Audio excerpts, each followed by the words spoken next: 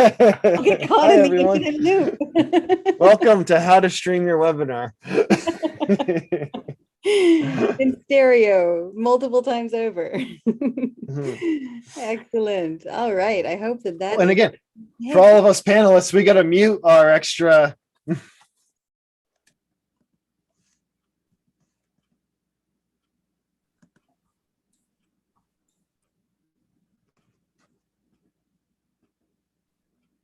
looking good. Can those of you on YouTube hear us as well? I guess if we talked, they'd have something for them to hear. I think so, because I think the echo is my YouTube. I don't hear an echo. And I see that we are at the top of the hour. And so I think we're going to get started here. So let me move this around here a little bit and let me. All right. Well, hello, everyone, and welcome to the June NASA Night Sky Network member webinar. We're hosting tonight's webinar from the Astronomical Society of the Pacific in San Francisco, California, with Dave way up in upper New York, and Vivian in the East San Francisco Bay, and Karl, I do believe that you are in somewhere in Maryland, and Carolyn, I suspect that you are also in Maryland. So we're all over the place today. So we're very excited to bring this webinar with our guest speaker, Dr. Karl Battams from the U.S. Naval Research Laboratory. So welcome to everyone joining us on the YouTube live stream. We're very happy to have you with us. These webinars are monthly events for members of the NASA Night Sky Network, and we're having a great time live streaming these as well. For more information about the NASA Night Sky Network and the Astronomical Society of the Pacific, at some point there will be some links in the chat so you can find out more about us. Before we introduce Karl, here's Dave Prosper with just a couple of announcements. And hi, everyone. And I just got a couple of quick items here. First, NASA has a new exoplanet citizen science project out called Exoplanet Watch, and it's like brand new. It asks amateur astronomers to contribute their own exoplanet observation data, either from their own telescopes or from robotic observatories, to NASA studies of worlds orbiting other stars. It's all transit-based, like Kepler and TESS. So while it's so new, you may not see it right off the front page on exoplanets.nasa.gov, right? But it is going to be there in a day or two. Or you can also click on the handy link I am putting in the chat right now, and it will take you to this new project. And it'll be in the newsletter in July with an article on the front page too. So we'll make sure you don't miss it. This is just a quickie. The IAU wants to know how the new-ish satellite mega constellations have affected your views of the night sky. They're going to have a convention about SatCon 2 meeting about that next month. So I know a lot of folks have strong opinions about that. So put those in the survey link for the IAU folks to voice your opinions about how this has affected your own enjoyment of the hobby. I will put it in the chat, and you can also go to bit.ly/satsurvey2. That's a number 2. And last but not least, and this is a very fun one, there are some new stamps from the U.S. Postal Service that are highlighting the views of our sun as seen by NASA's SDO or Solar Dynamics Observatory. They look awesome, and they have a bunch. I even like that they have these nice little scientific labels on each stamp signifying like what feature to look for, like coronal holes or solar flares and that kind of thing. It's pretty neat. So just look up the sun stamps at the post office, go in and grab them, or link in the chat as well. And that's about it. And back to y'all. And I just gotta say, I know a couple folks at the Naval Observatory, or the U.S. Navy Research Lab. So Karl will probably ask you to say hi to those folks later on. But save that for later. Take care. All right. Thanks, Dave. So for those of you on Zoom, you can find the chat window and a Q&A window in the menu at the bottom edge of the Zoom window on your desktop. Please feel free to greet each other in the chat window or to let us know you are having any technical difficulties. And it looks like one person is having some audio challenges, and so hopefully you're getting those sorted out. Also, with the Q&A window, please put any questions that you have for our speaker in the Q&A window. That really helps us to be able to keep track of them. And a lot of times we will merge similar questions into one so that we can get to as many questions as we can. So please make sure that all the Q&A questions go into the Q&A window. That way it will really help. Also, if you're having some difficulties, you could always send us an email at nightskyinfo@astrosociety.org. So again, I want to welcome everyone to the June webinar of the NASA Night Sky Network. This month, we welcome Dr. Karl Battams to our webinar. Dr. Battams is an astrophysicist and computational scientist based in the solar and heliospheric physics branch at the U.S. Naval Research Laboratory. He's the principal investigator of the LASCO coronagraph telescopes on the ESA NASA SOHO satellite. And for over 17 years, he's been the principal investigator of the NASA Sungrazer Citizen Science project, which some of you might have participated in, and you'll find out some more about that later on. And that project has discovered more than 4,100 comets, all done by people just like you. He is also a member of the science team for several other active heliophysics missions. Karl's research interests span from studies of the solar atmosphere to comets and asteroids to terrestrials and more. He's presented numerous times in the subject of comets to audiences of all ages and backgrounds, and given countless online news, media, radio, and television interviews. He tweets about the sun, comets, and more as Sungrazer Comets on Twitter. We will put that in the chat in just a moment. And so please welcome Dr. Karl Battams. So Karl. Thank you very much. Good evening, everybody. I will go ahead and steal the screen from you.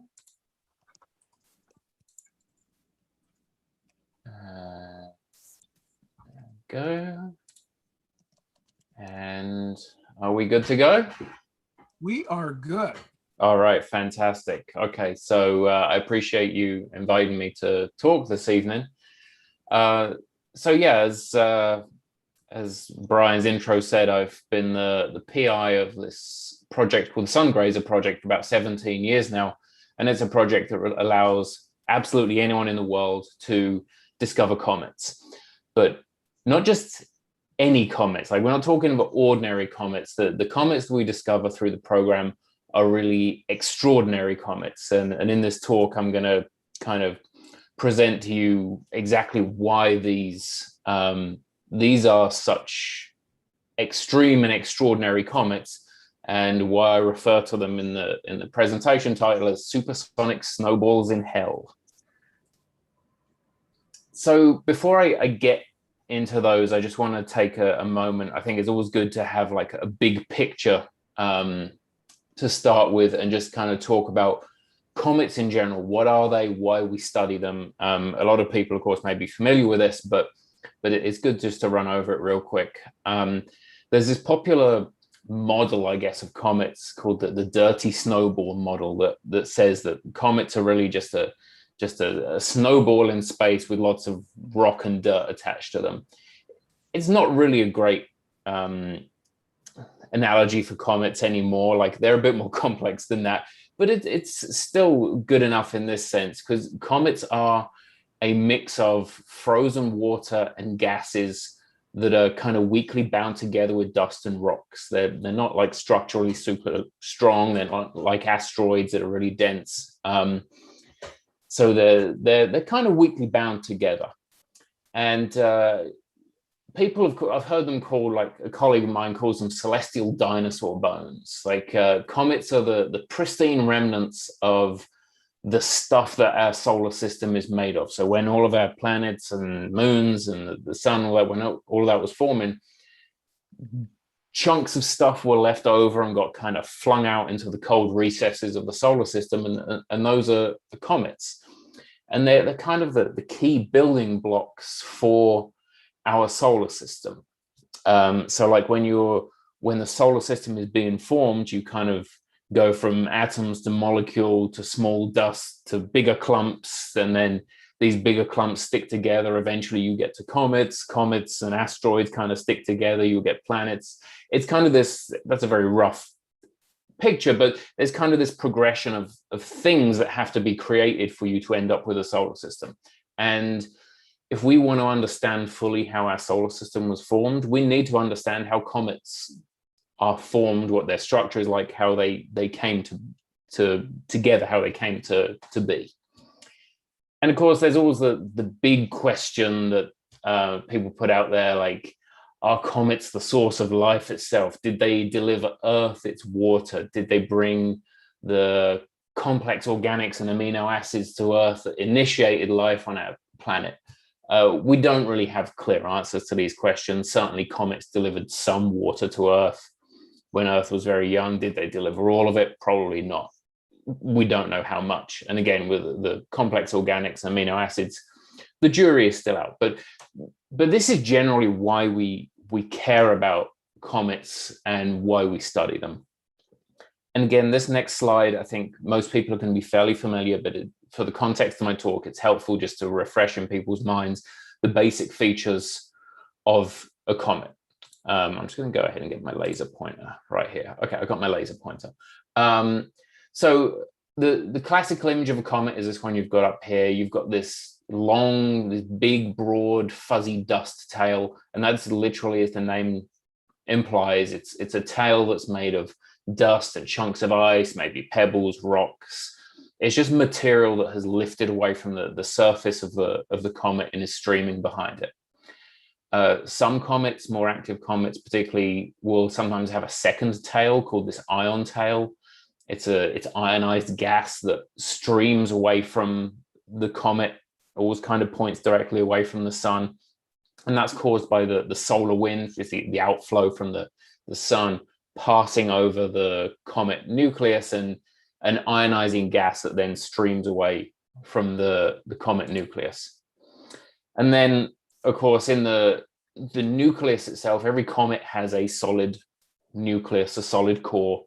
This image happens to come from the ESA Rosetta mission.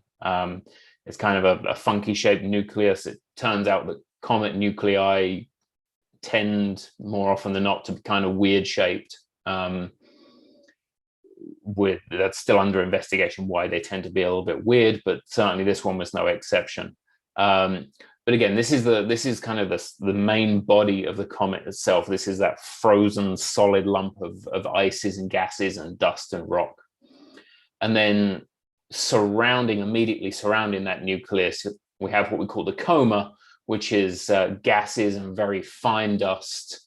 The image in the upper right is a massive coma that appeared around a Comet Holmes, which I think was 2007-ish. Maybe I'm remembering wrong, but it was around that ballpark. But the coma is it's material that's kind of lifted away from the comet. And even in weakly active comets, ones that aren't very close to the sun, as I'll describe in a few minutes, they do tend to have this coma around them. So those are generally the features that you get in kind of your standard issue comet. But just to give folks an idea of like what's going on the surface a little bit, this is an image from the surface of a comet. This is Comet 67P, again from the ESA Rosetta mission. And it's, in some ways, it's almost a familiar, like maybe a rough desert landscape or something, but this is the surface of that comet. This is that frozen, icy, gassy thing. It kind of doesn't look like it, but it's certainly a landscape unlike anything that we have on Earth. And I'll just point out this one boulder that's down the bottom that's kind of roughly house size. It's like 20 meters or so, I think, in size. And I'll refer back to this kind of size later on in the talk. Now, comets under ordinary circumstances, we're still talking about ordinary comets here. We're not getting into these funky Sungrazers. Comets tend to follow a set of rules that they behave fairly well within these rules that we set for them. When a comet is very far from the sun, like more than say 6 astronomical units, The astronomical unit is the distance between the sun and the Earth. So when a comet is like more than 6 times away from the sun than the Earth is, there's very little solar radiation hitting the comet. And so the gases and the ices that are frozen in that comet, they remain frozen and they're largely inert. Like some comets will have a little bit of stuff that's kind of melting off of them, but very little is going on with a comet when they're out at these distances. But as they start to kind of come into the solar system, once they get between like 3 and 6 astronomical units, they're getting exposed to a little bit more solar radiation. Like the sunlight is getting a little bit more intense, and it's enough to at least sublimate like the very most volatile gases, like the carbon dioxide, carbon monoxide, like blocks of dry ice that are frozen carbon dioxide, like that sort of thing will start to outgas at these distances from the sun. And as they do that, they will release little bits of dust and stuff that are kind of stuck to the surface of the comet. But still, the comet is mostly inactive, like water ice will remain frozen. So you might get a bit of a fuzzy coma around the comet, but there's generally not much of a tail at these distances. The fun stuff really starts to happen inside 3AU. When you get near to the sun, like 0.3 is Mercury's orbit. So you go from 0.3 to 3AU, stuff really starts getting a lot more intense. The solar radiation is very, very strong then on the comet surface. So not only are the volatile gases like CO, CO2 really sublimating kind of furiously, lifting off large volumes of dust and stuff, but now also the frozen water and stuff is also starting to sublimate. And so you've got more and more material that's coming from the surface of the comet. It's releasing dust, pebbles, rocks, maybe some boulders. You get the tail behind the comet, you get the ion tail. What also happens with comets, and this is something I'm going to refer to later, is what's called a non-gravitational orbit effect. With all this stuff that's pouring off the surface of the comet, it acts kind of like a jet. And the momentum of all this dust and rock and stuff flying off the surface of the comet can actually nudge the comet very slightly in the opposite direction, such that it doesn't follow the orbit that it would have done without that activity. So ordinarily a comet follows just a standard gravitational orbit, like it's the sun's gravity dictates the path of the comet. But with these this extreme outgassing, we get what we call non-gravitational forces that just nudge the comet a little bit. We have equations and things that account for these, and more or less we can still model this stuff in comets. It's not too complicated. Problem is when we get very near to the sun. Once comets get inside Mercury's orbit, and particularly once they get to the sun-grazing orbits that I'll talk about, that's when things really get kind of crazy. And that's really when we start talking about supersonic snowballs in hell. This background image right here is an image taken by the Japanese space agency Hinode satellite, and that is a portion of the surface of the sun. And down here in the lower left, that little dot is a sun-grazing comet called Comet Lovejoy that we saw in 2011.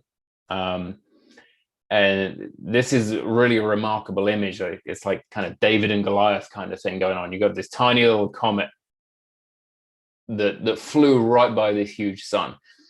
And this is the perfect example of one of these supersonic snowballs. So why do we call these comets sun grazers? It's literally because their orbits take them to the point that they are grazing the sun's atmosphere. Like they're not necessarily hitting the solar surface, but they are skimming really close to the solar surface. It's literally the most extreme environment in our solar system for sure.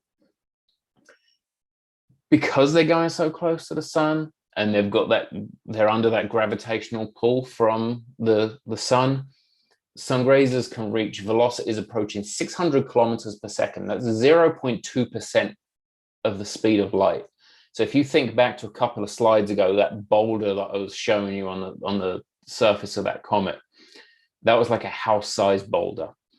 That's kind of the size of the Sungrazers that we see. They're very small comets, but still, to me, the picture of like something house-sized going 0.2% the speed of light grazing the surface of the sun, it's just such a crazy, it's almost an inconceivable scene. It's such an extreme scene. Now, most Sungrazers belong to a particular comet family. This Kreutz group, you're going to hear me mention this quite a few times. The Kreutz group is a family of comets that all relate to a single parent. So it's lots of little comets that are following the same path through space, that few thousand years ago were part of one single comet that went past the sun. It fell apart. It came back past the sun. Those pieces fell apart, and it did this 2 or 3 times. And now we have this long kind of debris trail that stretches way, way out into space. And that's known as the Kreutz group. So they are all Sungrazers, but not all Sungrazers are Kreutz group comets.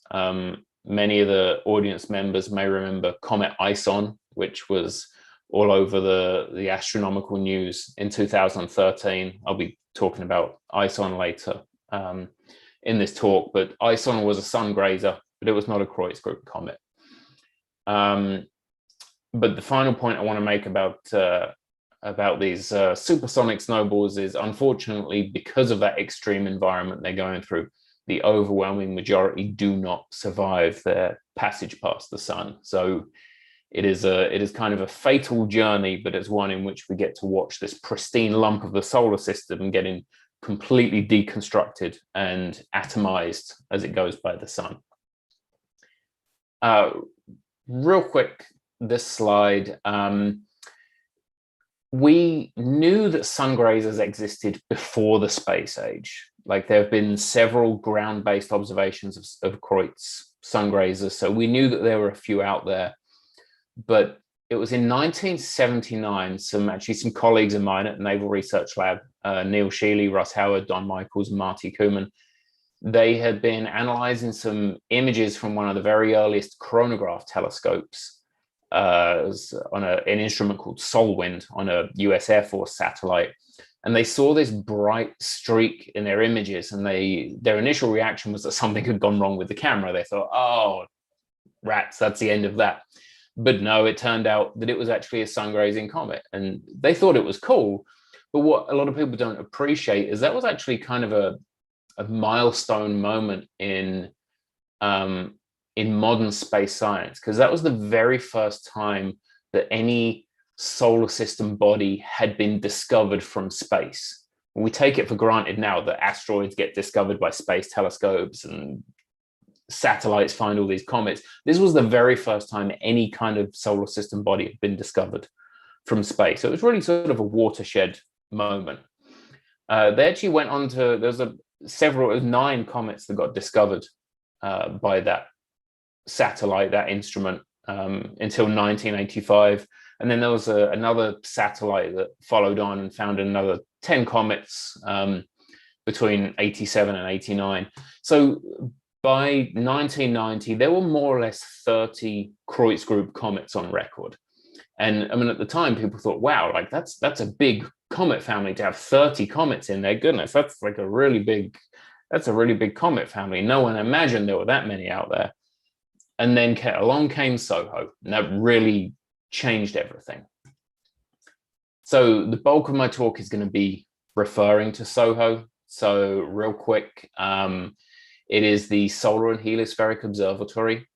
It's a joint ESA-NASA mission that launched in December of 1995. It has more than a dozen instruments that are designed to study the sun, its surface, magnetic fields, the space around the sun. It was sort of described as the Hubble telescope of solar physics for a long time. SOHO is still operating today. It's in a limited mode. Most of the instruments have been turned off.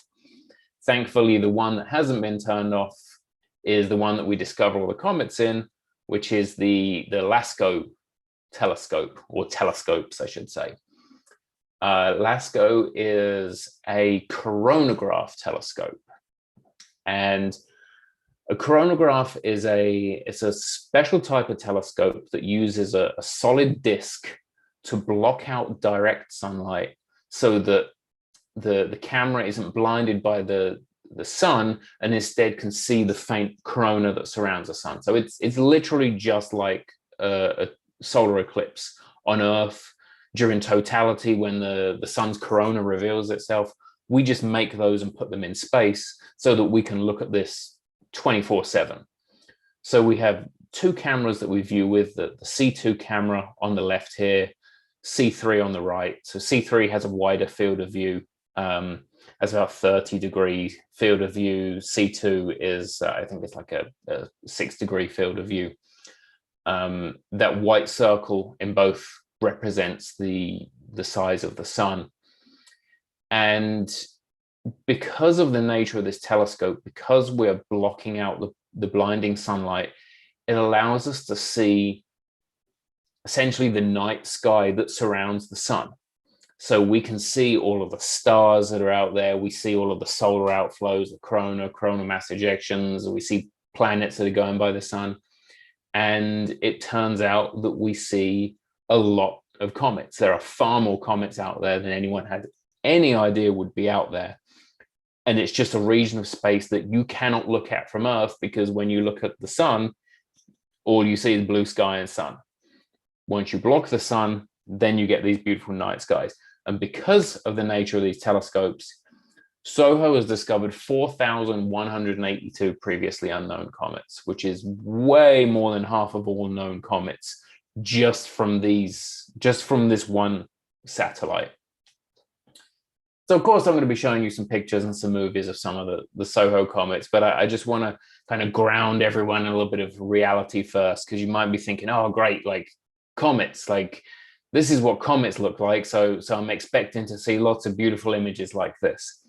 Unfortunately, kind of a little bit of a reality check on this. You're going to be seeing comets are a little bit more like this. SOHO's comets are tiny. As I mentioned, they're typically maybe tens of meters in size. So just like that little boulder that was on the surface of 67P that I showed earlier, they're really not big comets at all. There's just an awful lot of them. But they do get very bright. Some of the slightly bigger ones can be very pretty. And I'll show you some examples of those right now, in fact. So on the left here, let me see if this movie wants to start. There we go. So if you follow my laser pointer, there's a bright Sungrazing comet going right in there. There's another pair of Sungrazing comets following in behind it. There's another bright Sungrazing comet just above the laser pointer there. They kind of go quick. They're pretty fast. You see stars moving in the background. You see a planet moving in from the right there. I believe that's probably Mercury. This solid thing right here is just a structure inside the telescope that actually holds the disk in place. So these are examples of comets in the LASCO C3 field of view, and then LASCO C2, which has got one in this particular movie, but this is a really nice, bright Sungrazing comet that you see streaking right in towards the sun.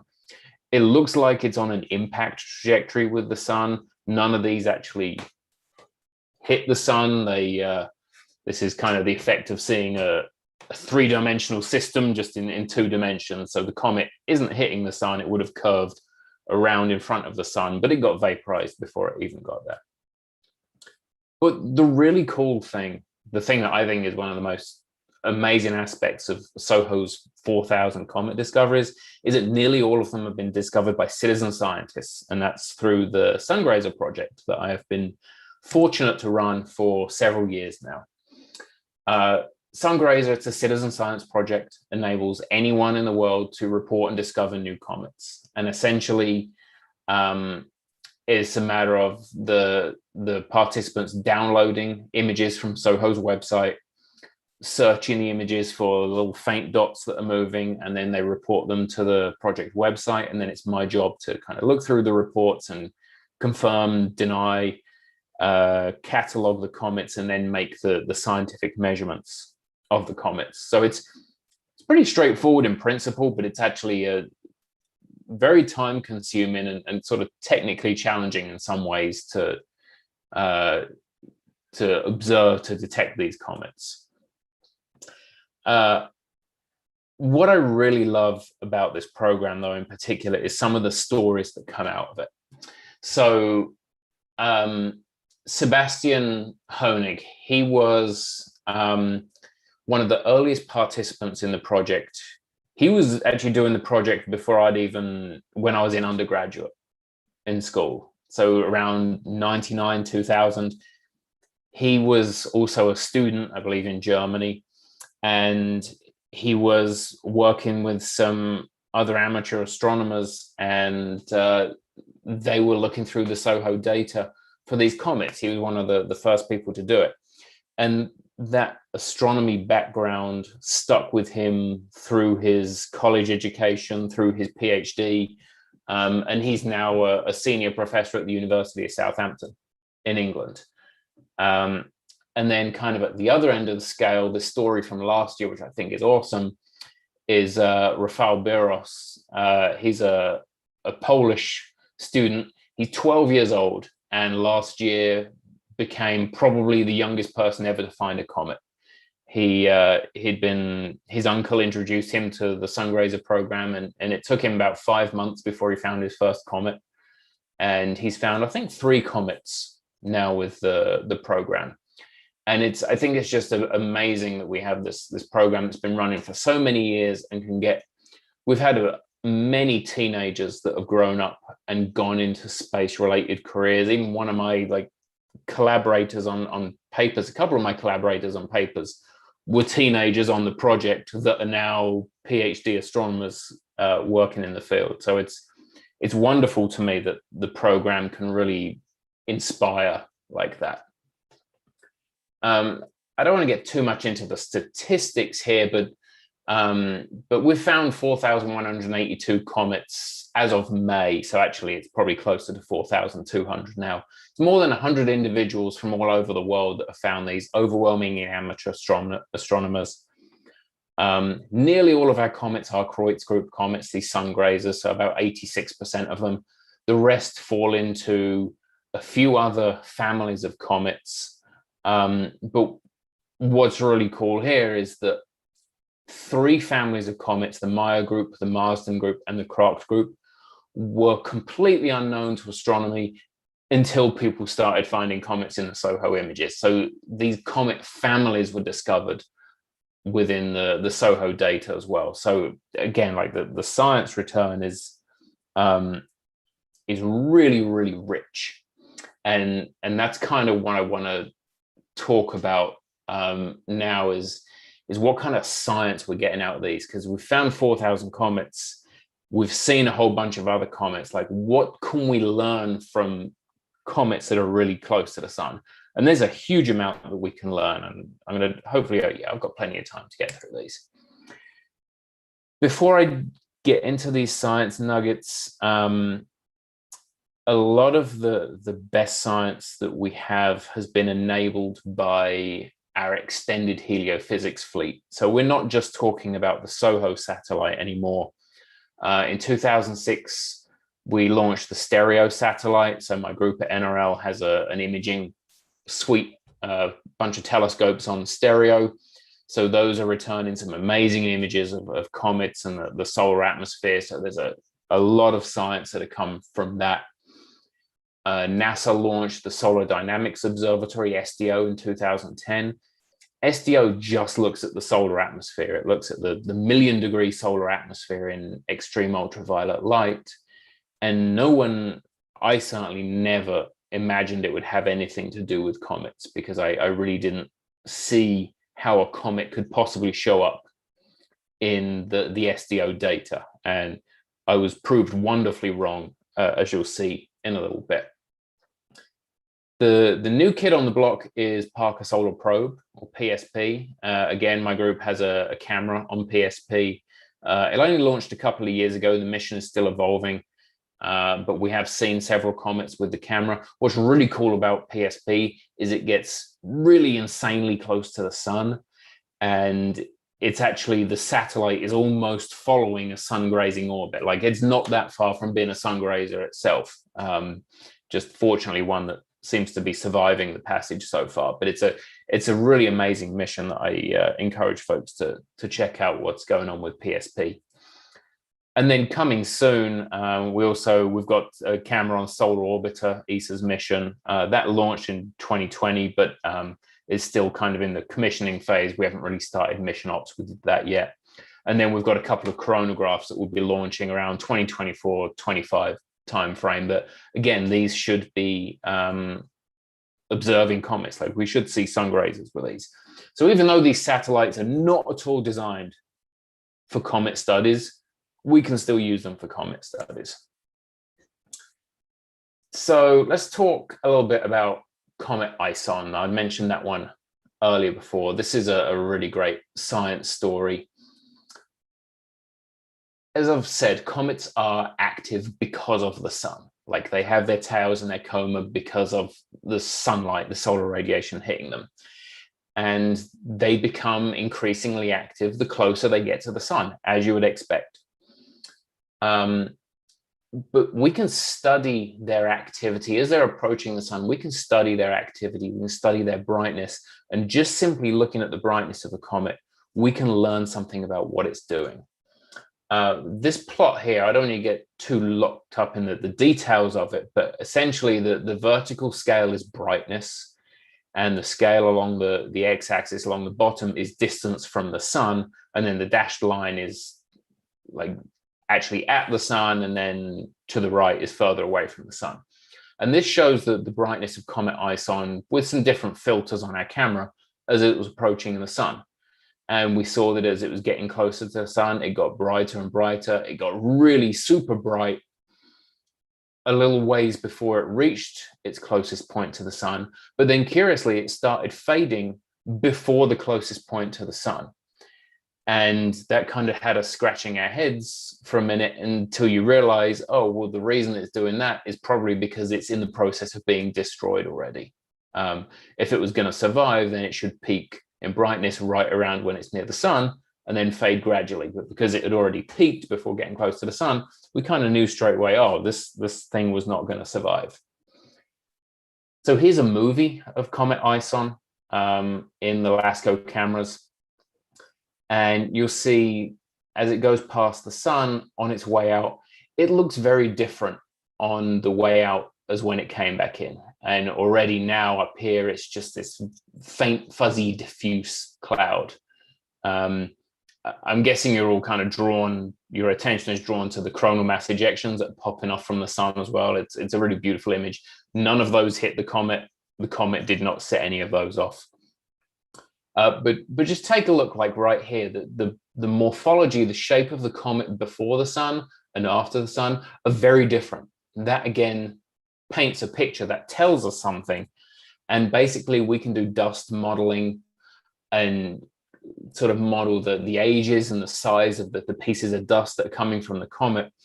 And that can kind of tell us, that all paints a picture of how Comet Ison basically fell apart completely like a day or so before reaching the sun, and it just vaporized as it went past the sun. So all that was left afterwards was just a dust cloud with no actual nucleus in there.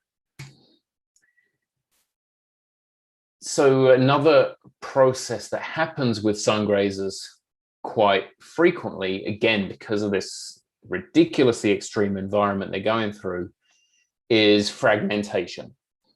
We frequently observe pairs of comets in the data. So you can see like these two little blobs. They're two separate comets, but they're really close together. And what that means is they had to have been part of the same object fairly recently, at least within the past few years. And we see this a lot with SOHO. Sometimes we'll see one comet that we know is going to come back 5 years later. And when it does come back 5 years later, it's not one comet anymore. Now it's two comets. And so we see this ongoing process of fragmentation. It's kind of like the evolution of the comets. We also see it in comets that weren't discovered like by SOHO, like Comet 96P Machholz. That's a kind of a fairly famous ground-based observable comet. Gets close to the sun every few years. We discovered in 2012 that there were two tiny little fragments ahead of 96P Machholz. No one knew that it was doing that. It doesn't surprise us because that's a particularly weird comet, but no one knew it was doing that. But it turns out that this particular comet also appears to be the parent of a much larger extended population of near-Sun comets that include two comet families that SOHO discovered. So I mentioned earlier the Marsden and Kraft group that had been discovered in the SOHO images. They are children of 96P. There's also two meteor showers that are related to 96P. There's at least one asteroid that seems to be related. So it's this big whole weird, complicated family that all seems to kind of hinge on this one comet. And these are the kind of stories that are coming out, things that we're learning just by observing the return or the lack thereof sometimes of individual comets. We're really getting a picture of the evolution, sort of the end state really of large comets. This was another really cool story. 322P SOHO. This is a short period comet. Maybe it's a comet, maybe it's an asteroid. It's an object that was discovered in the late 90s in LASCO. We've seen it 6 times now, but it's this little kind of dot inside of that yellow box. And it was always a puzzling one because when it got near to the sun, it got very bright. So it had to be a comet because that's what comets do. But it never had a coma around it. It never had a tail. So maybe we thought, well, maybe then it's an asteroid. And as soon as it went far away from the sun, it got extremely faint extremely quickly, which means, well, only asteroids would do that. If it was a comet, it would stay bright for longer. So it must be an asteroid. But if it was an asteroid, then to be as bright as it was near the sun, it would have to be a really big asteroid, which means we'd see it far from Earth, which means it can't have been an asteroid. It must have been a comet. And there's this whole back and forth, like, well, what's going on with this thing? Thankfully, we did get some sort of closure with this. My colleague Matthew Knight was able to eventually image it with a ground-based telescope in 2015 when it was far from the sun, and he was able to confirm that there was no comet activity. It looks like a relatively small, like 150 to 300 meter asteroid. And essentially what we think is happening with this, we still call it a comet, but what we think is happening is it's just an asteroid that gets far too close to the sun and gets super hot. And I mean, we're talking like more the surface temperatures of 1,000 degrees Kelvin. And at that point, it doesn't matter if you're an asteroid or a comet or whatever the heck you are. Once your surface gets to 1,000 degrees, you're going to be sublimating something. And that's why it brightens up near the sun. So we see like these really cool objects like this. And there's questions like this surround so many of our discoveries. And then other stuff we see with the comets is some amazing interactions between the solar wind and comets. This is Comet McNaught in 2006, which most people remember. This is an image from our stereo satellite shortly after this was right after we opened the doors on this camera, right after launch. We got this extraordinary sequence of images with the comet going fairly close to the spacecraft, these amazing dust striations in the tail. Of course, the comet was so bright, it was saturating the camera. There's a couple of planets coming in there. We see these just absolutely incredible structures within the tail. And when you analyze the data, you see all sorts of weird interleaving striations. And so there's, of course, been some science that's come out of that. And essentially, we're seeing dust interacting with some magnetic fields far away from the sun. And then another one that was kind of cool. This is Comet 2P Encke, and that one had its tail ripped off by a coronal mass ejection. So you see right about, here comes the CME, and boom, it rips the tail right off of the comet. The tail grows right back. The comet didn't mind.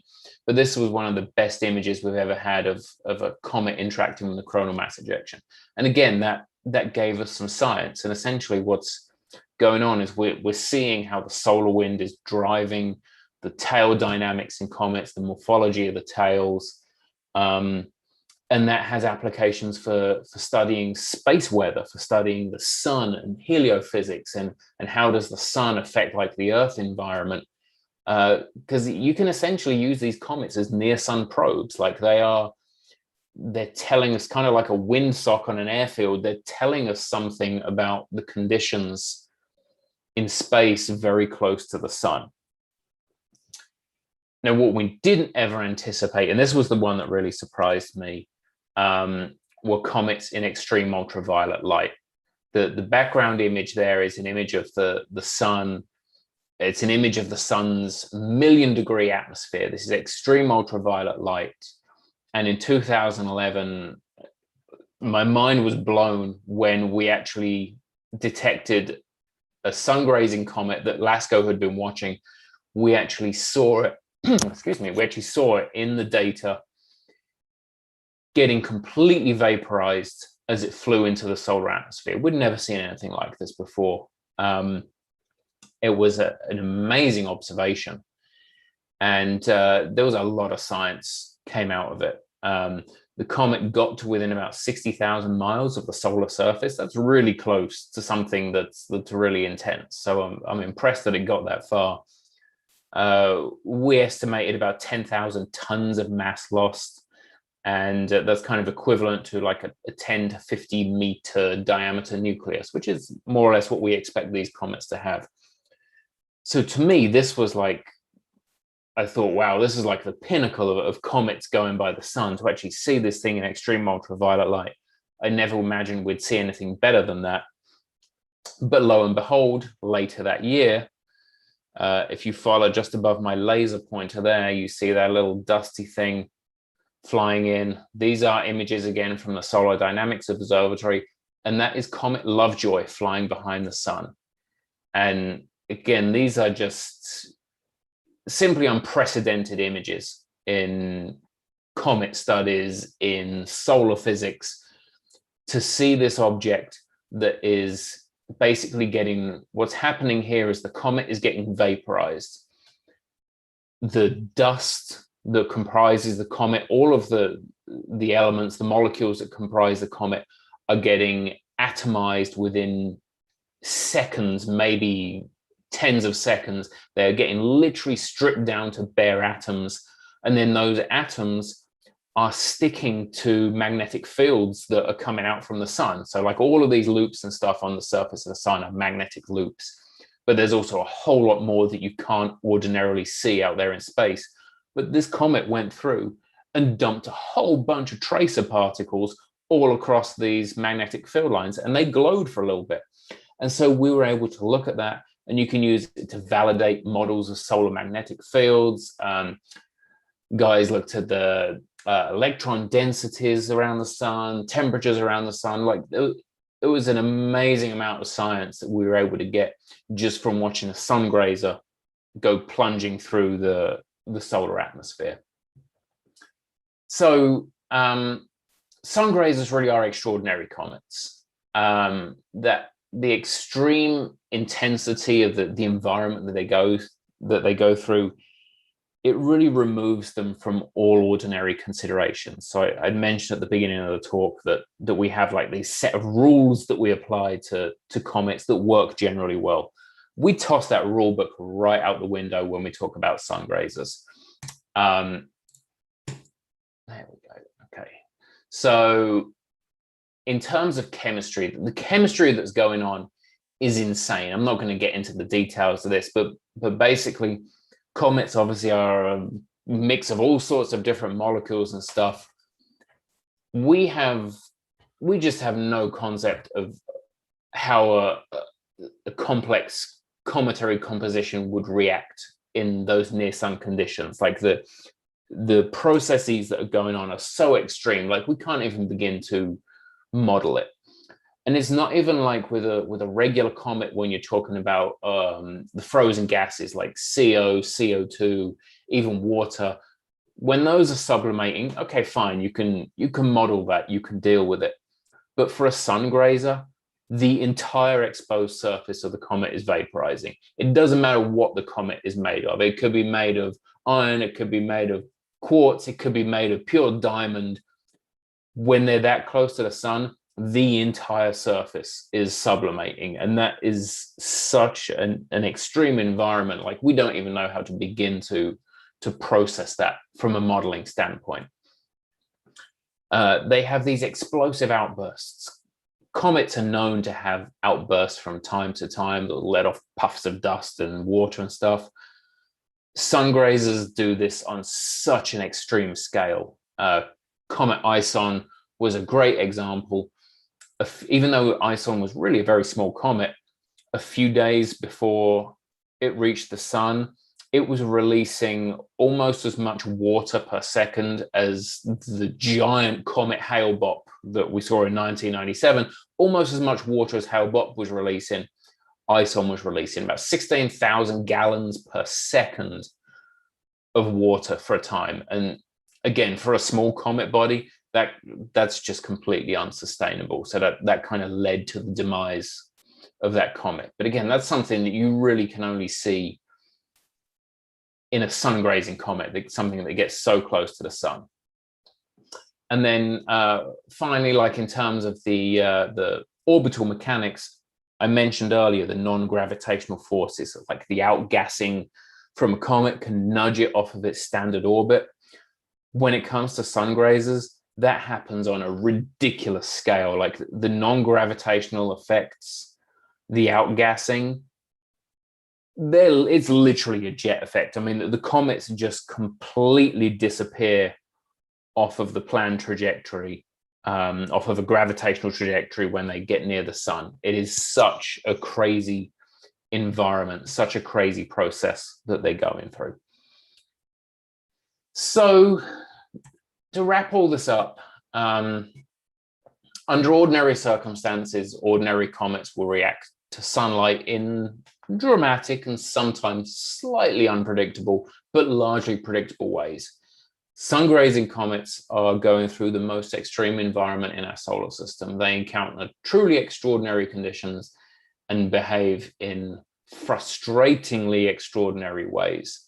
Extreme sublimation, outgassing, explosions, they're flying all over the place.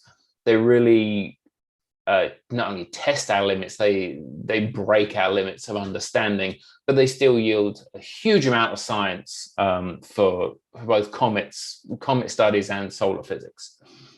And since around 99, near 2000, it's citizen scientists that have driven so much of our understanding of sun-grazing comets by discovering more than 4,100 new comets. And that is via the Sungrazer project, which is open to anyone. I recommend folks read up on it first. It requires a lot of patience and a very good eye for comets, but it's certainly open for anyone. And a little tester here, if you can see the comet in the animation in the bottom left, then maybe the Sungrazer project might be the right thing for you. And I think that is it for now. I've definitely used my time up. I hope folks have enjoyed, and I'm certainly ready to go ahead and answer any questions that people may have. All right. Well, thank you, Karl, very much. I can see the comet. Maybe I should do this. Oh, good. Go for it. Okay, we've got a couple questions from back in the very earliest time. And so regarding the ion tails. And so one is, what's the longest recorded ion tail and when, and why do the dust tail and ion tail come off at different angles? Okay, good questions. It's hard to answer the one about the longest ion tail because they really, technically, they stretch to infinity. Like the solar wind, which is the outflow from the sun, outflow of sort of particles, magnetic field from the sun, that carries these ionized gases out.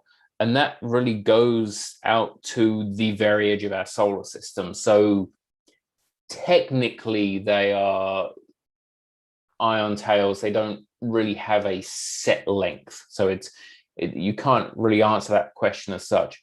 But the one about the two different directions, that I certainly can answer. The ion tail always points directly away from the sun, no matter where the comet is going as it's going around the sun. But the dust tail, that contains particles of different sizes. The bigger chunks of dust, like boulders, pebbles, big rocks, they will continue to follow the arcing path. Whatever the path of the comet is, they will generally follow that path around the sun. The really faint dust, the really small, tiny, fine dust, kind of like what you'd find in a vacuum cleaner bag, over time, that actually gets pushed out of the orbit by what we call radiation pressure, which is actually the pressure of sunlight hitting on those particles actually pushes them a little bit. So those tails tend to more closely resemble the orbit of the comet, but with some deviation of the faintest stuff due to the sunlight that's hitting it. All right. So Rachel asked a question in an article in New Scientist back in July of 2015. You discussed the implications of a massive comet crashing into the sun. The question is how and whether such an event could affect sunspots and or sunspot activity. Yeah, so there's always been talk about what would happen if a comet hit the sun. We do actually have one SOHO comet on record that we're pretty confident would have hit the solar surface if it had survived that long. We're pretty certain that the comet was completely vaporized before it hit the surface of the sun. And even if it did, it was tiny, like it wouldn't have made a difference. But the bigger question is, okay, what if something like Hale-Bopp comes along, which is like a 40-kilometer comet, and goes plunging straight into the sun? A colleague of mine, sadly, he passed away a few years ago, Professor John Brown he was the Astronomer Royal in Scotland. He did a lot of comet modeling. And he always felt that if something that big hit the sun, there's a lot of energy that's going in, and there would be a lot of energy released just from the kinetic energy of the thing going in. There would be a lot of energy released, probably akin to that of a moderately powerful solar flare. So we would definitely see something, like if something that big did hit the sun, we probably would see some sort of kind of flare-like event. It certainly wouldn't do the sun any harm whatsoever, and it would not create anything that would be harmful to us on Earth as well. I can't foresee any way in which it would create anything that's any more troublesome than any other solar flare that we have on a somewhat regular basis come towards us. So, but it is a very interesting question, and I really kind of hope that one day a nice, reasonable sized comet does actually go into the sun. I don't want a giant one going in there, but a nice, reasonable sized comet that we can study. That'd be really awesome to watch that. That would be pretty spectacular. Yeah. Danny asks, how can small comets have so much water? That is a good question. So Comet Ison, when I said it was a small comet, we think the nucleus was about 500 meters or so, thereabouts, in diameter. So as comets go, that's pretty small. But if you do the math, like if you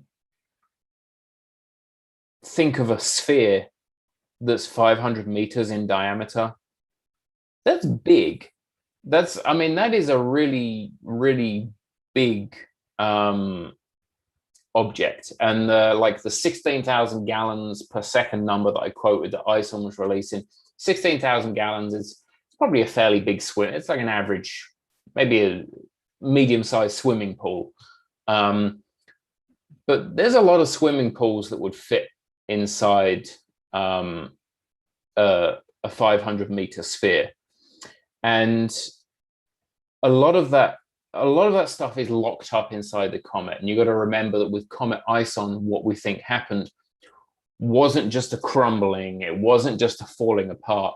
It was very much of an explosive boom. Like this thing just kind of flew apart in a bunch of different directions. So all of the water ice that was embedded within that sphere, within a relatively short period, within a few days, was all released out into the solar system. So it sounds like a lot, but once you kind of appreciate the scale of these things, the math definitely checks out on it all. Okay, so I do note that we're right at the top of the hour. We'll try to get through just a few more questions if you're okay to go a little overtime here, Karl? Yeah, I am. And if folks want to reach out to me on Twitter as well, I'll make sure that my Twitter handle is on the chat. Like you can always shoot me messages on there too. I'm happy to respond. Well, let's see if we can get to a few more questions here. Definitely. So Robert says, do the Sungrazers go through the corona? Yes, they do. So the solar corona, which is the sun's atmosphere, it's a very broad term, and the sun's atmosphere technically extends way out beyond sort of our coronagraph field of view. When we talk about the corona, we're not just talking about like the hot stuff that we see like in the extreme ultraviolet images. Like let me go back to my thing. This is a nice movie anyway. Like, so technically this is the solar corona, but also all of this stuff out here is the solar corona. All of the little streamers, the rays that we see coming out from the sun in the LASCO images, that's also the corona too. So it's a very broad term that for the sun's atmosphere, and that's an atmosphere that more or less extends to infinity. So I think with the Sungrazers, kind of the more pertinent point is they get to within one solar radius of the surface of the sun. So they're really getting extremely close to the most intense part of the sun, like the million-degree solar corona, where there's an awful lot of physics going on and a really intense radiation environment. So John asks, and this is a good question, kind of sticking with this idea of vaporization, as material is vaporized from the comet's surface, where does it go? Yeah, that's a great question. So when comets are far from the sun, like your ordinary comets, a lot of that gets picked up by the solar wind. I guess essentially all of it gets picked up by the solar wind and pulled away from the comet. So the ion tail or the dust tail in regular comets, that is all of the material that's been either vaporized or released, and that's it streaming away from the comet. With Sungrazing comets, it can be a little bit different. So like this animation that I was showing here of Comet Lovejoy going by the sun, in this case, what was happening is even the dust and the rocks and the pebbles were getting, within minutes or seconds, we're getting literally stripped down to bare atoms. And those atoms were, for a time, heating up to coronal temperatures, sticking to coronal field lines. But eventually, most of them would have been thrown back out into the solar system via the solar wind. All right, well, sticking with the idea of vaporization, Eileen asked a really kind of an interesting question. It would seem that vaporization of comets by the sun is gradually reducing the risk of comets colliding with the Earth. However, are there constantly new comets being formed, other than just the fragmentation of existing comets? No, we don't think comets are being formed anymore. That the formation of comets really happened way back when everything in the solar system was formed. So they were kind of the leftovers. They were the bits of stuff that didn't become planets or moons or the sun. So no new ones are being created. And yes, technically, every year that goes by, comets are losing a little bit more mass. Some of them are getting vaporized by the sun. And I guess technically, then the number of comets in our solar system is gradually reducing, but it's a very small number. I mean, it's kind of like taking a teaspoon of water out of the ocean and saying, there we go, I've lowered the level of the water in the oceans now. Like it's the number of comets that are out there, particularly in the Oort cloud, which is way outside of our solar system. It's probably an insane number of comets that we couldn't even begin to estimate the numbers of them, but most of them won't ever come anywhere near Earth. And generally speaking, the risk to Earth from comets is tiny. Like the chances of Earth getting hit by a comet are very small. It's certainly not something that I lose any sleep over at all. If we were to be unlucky, I mean, that would definitely be a cause for concern, but it's really something that's not a huge chance of that happening at all. Okay. Another question about vaporization. Philip asks, does vaporization pressure cause explosions, and have you observed any particular explosive events? So that's a very good question. We don't fully know why the Sungrazers appear to explode when they get close to the sun. And we're literally talking like explosion, and boom, like they completely fall apart. We still don't understand the physics that's going on. There could be a number of possible reasons for them doing that. One possible theory is that the outgassing from the comet causes it to start spinning, and because there's no friction in space, it just spins faster and faster, and eventually it spins so fast that it just shatters itself. There's an idea that the gravity from the sun essentially creates like a tidal force and just rips the comet apart. But vaporization pressure is another possibility. There's a colleague of mine, I was a co-author on a paper that theorized a process called sublimation pressure, which basically said that the side of the comet that's facing the sun, there's so much sublimation that's occurring on that side of it that it's creating a pressure that essentially kind of like pancakes and just crushes the comet up. So we can't say definitively that we have seen like a vaporization pressure causing the destruction, but we really don't know exactly what the mechanism is. So it's certainly something that's plausible that it's a factor. Okay, we're going to go one more question here. And we've got a couple of people have asked about spectroscopy and whether or not with these, because of the energy that's being given off by these cometary fragments, whether or not you're able to do spectroscopy, and also is there any of the data available? So regrettably, not really. Our solar telescopes we have color filters on them, like SOHO, LASCO. We have some color filters on there, but they are very broadband filters. For spectroscopy, you really need extremely narrow wavelength bands to look in so that you can precisely look at the different spectroscopic components.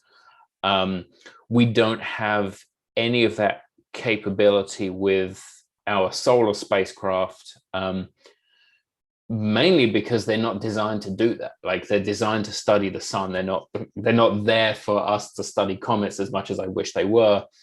That's kind of a sort of a side gig for the satellites. So we don't have that kind of capability, and ground-based telescopes that might have that kind of capability, there is no way those guys are going to point their telescope that close to the sun. That's all kinds of bad news to do that. So in terms of spectroscopy, we're kind of in a difficult spot, because we would desperately love to get some really good spectroscopic observations of these things as they're falling apart, because, as I mentioned, the chemistry that's going on is absolutely insane.